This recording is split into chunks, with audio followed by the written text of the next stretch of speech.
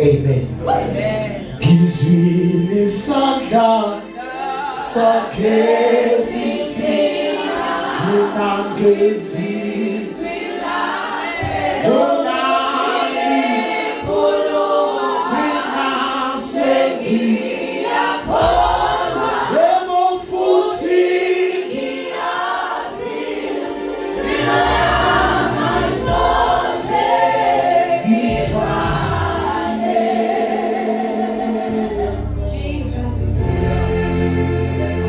Hallelujah. Amen. Hallelujah. Bazalwane.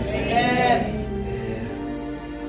UNkulunkulu ke wabelana ngendlela yakhe. Oh yes. Akangibelanga ucula. Hallelujah. Hallelujah. Ngiyabingelela kakhulu. Ukhulu usithoba ngibingelela ubaba Apostle Thamani baba wethu. Ngibingelela umama. Mthamane egameni likaJesu Kristu waseNazaretha. Haleluya. Ngibingelele obaba bonke abakhona, omama bonke abakhona, intombi nezinsizwa, ogogo nomkhulu, abantwana abancane, belihle igama likaJesu. Haleluya. Ngibingelele ngabazivakashele egameni likaJesu.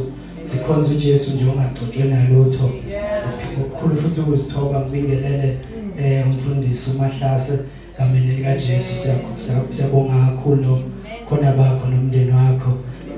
Phinde ukukhethekile ngibingelele umndeni wami okubaluleke kakhulu owami lethela isithando sami. Haleluya. Umndeni waMbeje. Haleluya. Forever grateful yomndeni egameni likaJesu. Banginikeza umuntu egameni likaJesu. Ngiyazi ukuthi ke babe sathanda ukuhlala naye. Haleluya. uNkulunkulu wabona ukuthi akeze azoba ngimina ngoba ayisekububi kakhulu. Haleluya. Ngiyamthanda kakhulu uMabeje isithando sami egameni likaJesu. Bamsene naye kakhulu entweni zonke. Ayikho imanuali kodwa uJesu uyimanuali. Haleluya. Nale into emnandi umnandi ukuba sentweni nelida yakho ikhona. Haleluya. Ngoba sibukela kubaba. Haleluya. Yonke into bazalana sibukela kubaba. Haleluya. Ngoba even nezingane zethu uzosiphoqa ukuthi zenze njengezingane zikamfundisi. Ngabe nomfundisi izingane zakhe nazenza kahle. Haleluya. Always say this ukuthi asifaki ku-pressure. Kodwa senzela ukuthi ngesikhathi umfundisi beqondisa thina nezingane zakhe eqondile. Haleluya. Singaqondi thina ngaphakathi ukuthi ingane eqondile. Haleluya. Kubalekile ukuthi njengoba nezingane zakhe eqondile nathi siqonde ukuze besiqondisa singaphatheka ngoba nomndeni wakho uqondile. Haleluya. So bazalwane siyabonga kakhulu uNkulunkulu nangobaba owamukela ivision egameni likaJesu. Nathi salandwe endaweni eziningi. uNkulunkulu wasibona isidingo saleli bandla. Mina ngalandwa kude bazalwane, mahle ngimxoxethi ngalandwapi. Haleluya. Ngingamangala. Haleluya. Mahle ngimtshele. Kale ngesitolo ekseni ngeke ngibe mude nje bazalwane. Ngesitolo ekseni mhlawumbe insizwa la isidlile. Lensizwe engikhulile kodwa ke ithi imina engayi-introduce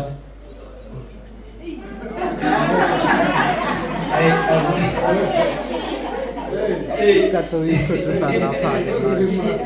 Ngikuba ke lento manje ngana lento ukuthi ashuthi umuntu sasalile umsebenzi ukuthi iphinde ngizoyi-introduce la. Haleluya.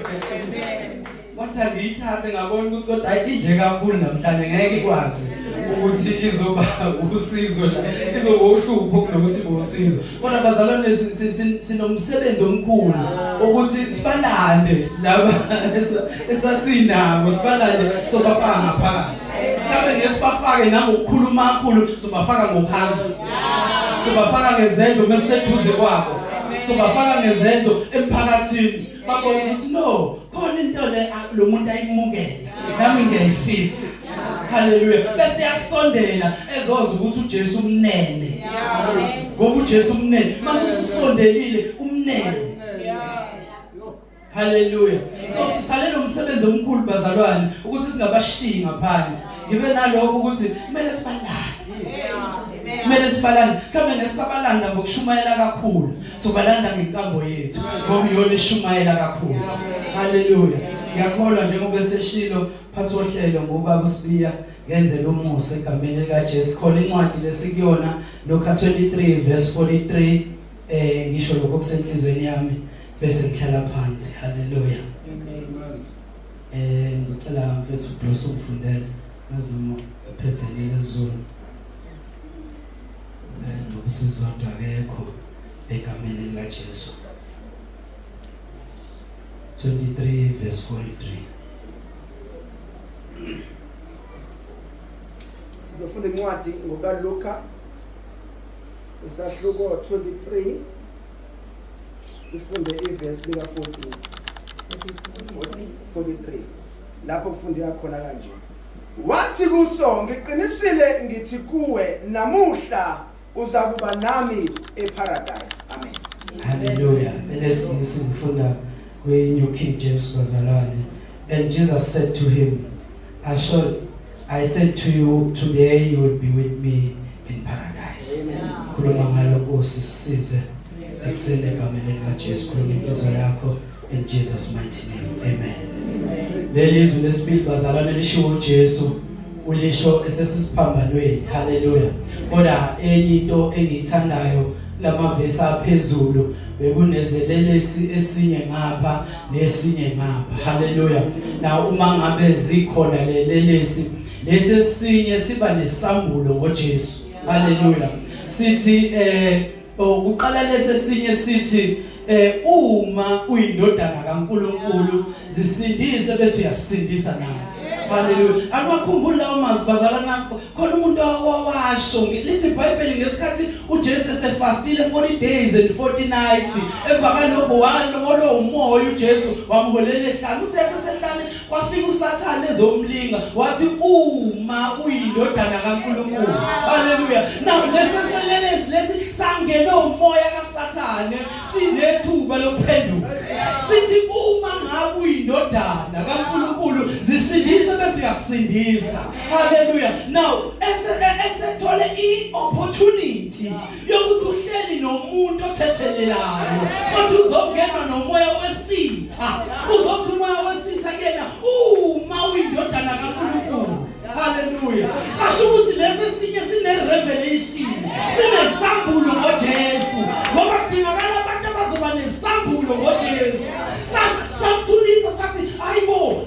ashiwo leyo nto thina silendawo ngoba sifanele kodwa lo aseduze kwethu akenzanga lutho sasaphenduka sathi Nkosi sakhamuka nesinye isambulo sona khona odelelayo nalo sona sithi Nkosi uzumkhumbule eparadise mashintsha lesinenesi mashukuthi lesinenesi sine revelation yokuthi uJesu kulendawo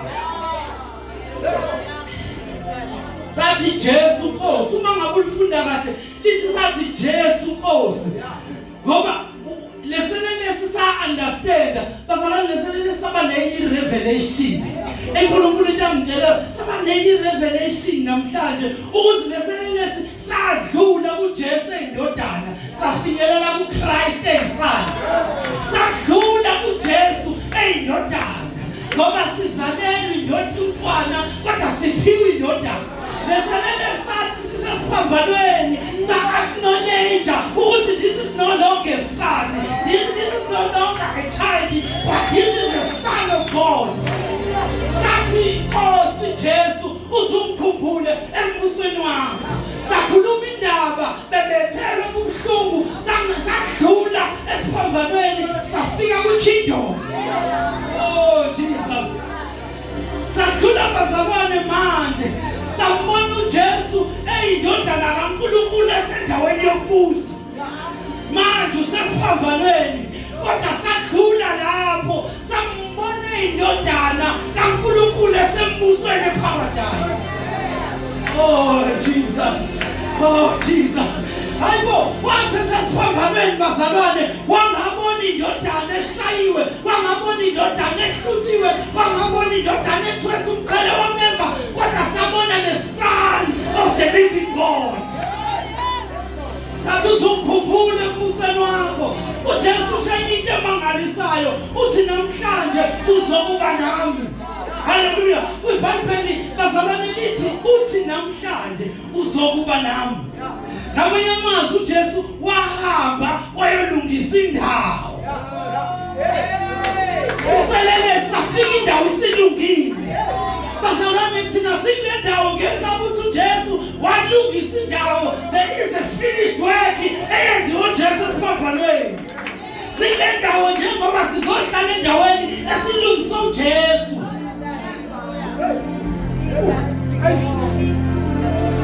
Wathi namuhla uzokuba nami. Wakitima wayoprepare indawo. Waprepare paradise.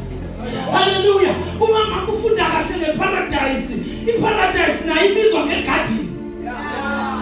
Waprepare another garden of Eden. Oh Jesus. Waprepare another garden ngomuntu bekufanele abuyisele entsimini ukuze azoqhubeka kuze.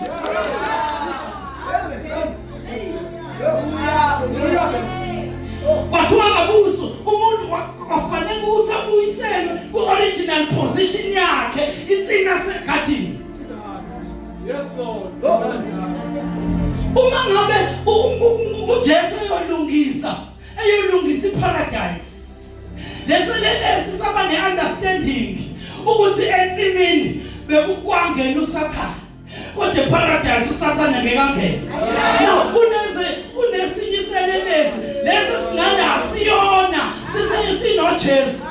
Lesi singala asibona iparadise wekwa isono singesingene khona. No, uhleli lezelelesi ezu2 lesinye sikhumbula ukuphenduka. Lesinye sithola ithuba lokuphenduka. Now lento yokuphenduka bazalana nakusiya wonke umuntu. Ukuphenduka okwabantu abane-understanding. Now uma ngabe esesiphambanweni leselelesi lesi sithola ithuba lokuphenduka. Now uJesu into ayishoyo ukuthi uzakuba nami. Akasibali lesinye ngoba songo lutho.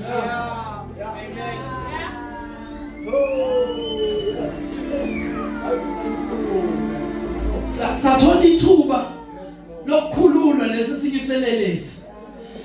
Eparadise bazalwana amngeni noma bani. Amngeni noma yini futhi eparadise. Entsimini yase-Eden kwangena ukufa. Eparadise kunokuphila okuphakade. Entsimini yase-Eden kwakhona uAdam oqala.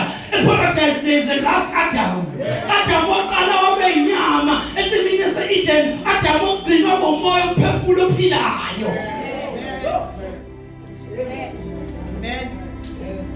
Ngiqinisile ngithi namuhla uzokuba nami eparadise. Jesu naleyo assurance namhlanje mawuphenduka ukuthi right now izono zakho zonke ziyathethelelwa uzokuba nami eparadise. Kodwa lento ibizwa ukuphenduka imizi revelation yokuthi understand ukuthi uJesu is here to forgive our sins. uJesu uze nendawo uzosithethelela izono. Kodwa kufuneka abantu abazoba ne-understanding ukuthi we are no longer entsimini yase-Eden la besona khona, kodwa sesiya kwi-paradise la kungenako usono khona. Thank you Jesus. Awufuni ukuhlala eparadise ekuseni noJesu usemuseni. Baba wethu Nkosi